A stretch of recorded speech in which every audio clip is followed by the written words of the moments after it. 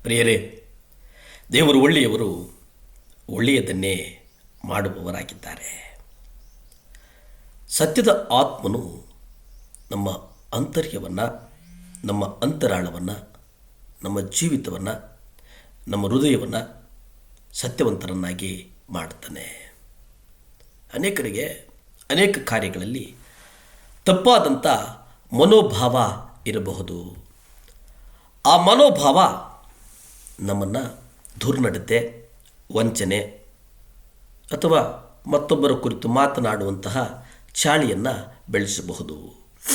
ಆದರೆ ವಾಕ್ಯ, ನೀನು ಸತ್ಯವನ್ನು ಪ್ರೀತಿಸುವುದಾದರೆ, ನೀನು ಸತ್ಯವನ್ನು ಪ್ರೀತಿಸುವುದಾದರೆ ನೀನು ಕರ್ತನ ಮಗನಾಗಿರ್ತೀಯ, ಕರ್ತನೊಟ್ಟಿಗೆ ಅನ್ಯೂನ್ಯತೆ ಇರ್ತೀಯ, ಅಂತರ್ಯದಲ್ಲಿ ಜೀವಿಸ್ತೀಯ. ನಿನ್ನ ಅಂತರಾತ್ಮವನ್ನು, ನಿನ್ನನ್ನು ನೀನು ಪರೀಕ್ಷೆ ಮಾಡಿಕೋ. 2 ಥೆಸಲೋನಿಕ 2ನೇ ಅಧ್ಯಾಯ 2ನೇ ಅಧ್ಯಾಯದಲ್ಲಿ 10 ನೀವು ನೋಡಿ. ದುರ್ನೀತಿಯು ಎಲ್ಲ ವಂಚನೆಯಿಂದಲೂ ಕೂಡಿ ನಾಶವಾಗುವವರಲ್ಲಿ ಸಂಭವಿಸುವುದು.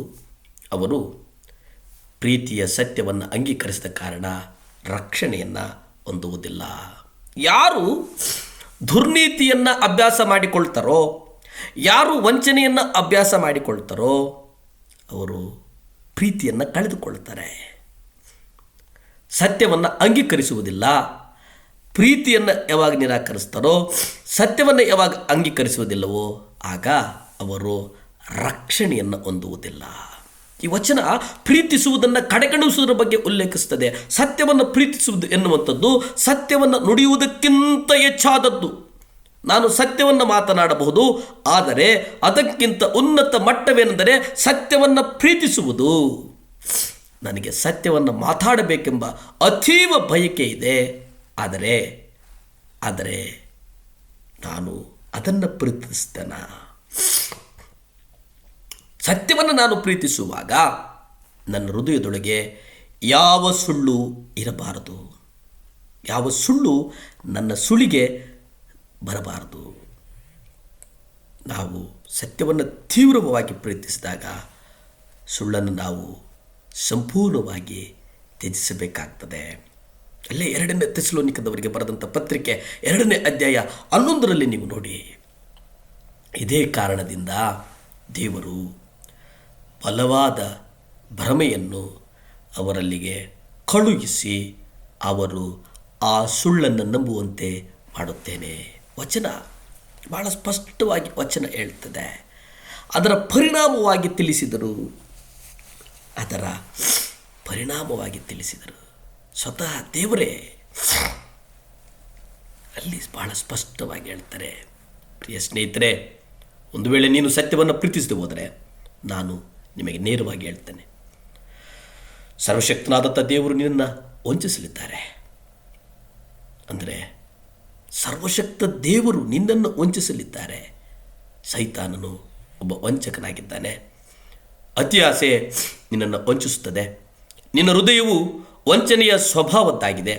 ಇವೆಲ್ಲದಕ್ಕಿಂತ ಹೆಚ್ಚಾಗಿ ಒಂದು ವೇಳೆ ನಿನ್ನ ರಕ್ಷಣೆಗೆ ಒಂದೇ ನಿರೀಕ್ಷೆಯಾಗಿರುವ ಸರ್ವಶಕ್ತನಾದ ದೇವರು ನಿನ್ನನ್ನು ವಂಚಿಸಲು ನಿರ್ಧರಿಸಿದರೆ ನಿನಗೆ ಯಾವ ನಿರೀಕ್ಷೆಯೂ ಇಲ್ಲ.